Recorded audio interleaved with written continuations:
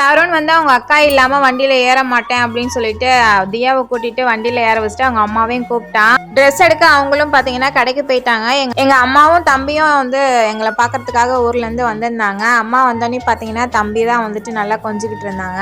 எனக்கு அம்மாவை வாங்கிட்டு வந்து ஸ்நாக்ஸ் வேணும் அப்படின்னு சொல்லிட்டு பிரித்து அதையுமே பார்த்தீங்கன்னா தம்பி சாப்பிட்டுட்டு இருந்தான். அண்ணியும் வந்துட்டு கடைக்கு போயிட்டு வந்துட்டாங்க. ஏன்னா தம்பிங்களுக்கு மட்டும்தான் ட்ரெஸ் எடுத்தோம், பாப்பாவுக்கு ட்ரெஸ் எடுக்காதனால அண்ணியும் அண்ணாவும் கடைக்கு போயிட்டு ட்ரெஸ் எடுத்துட்டு வந்தாங்க. பாப்பாவோட அவுட்ஃபிட் பார்த்தீங்கன்னா இதுதான், சூப்பராக இருந்துச்சு. தம்பியும் பாப்பாவையும் ஃபோட்டோ எடுக்கலாம் அப்படின்னு சொல்லிட்டு நிற்க வச்சா எங்கள் அத்தையும் எங்கள் அம்மாவும் சேர்ந்து அவங்க 2 பேர்த்தையும் நிற்க வச்சு நல்லா வந்து காமெடி பண்ணிட்டு இருந்தாங்க. அதுவும் பார்க்க வந்து சூப்பராக இருந்துச்சு. அண்ணி பார்த்தீங்க அப்படின்னா டைம் ஆயிடுச்சுன்னு சொல்லிட்டு அவங்க வந்து ஊருக்கு தான் வந்து கிளம்பிட்டாங்க.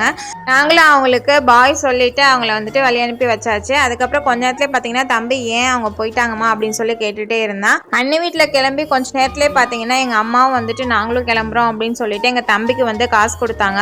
கடைசி வரைக்குமே வந்து தம்பி கையில் காசு வாங்கவே இல்லை. எங்கள் அம்மா பிடிவாதமாக அவனோட கையில் வந்துட்டு காசை கொடுத்துட்டு எங்கள் அம்மாவும் தம்பியும் பாய் சொல்லிட்டு கிளம்பிட்டாங்க.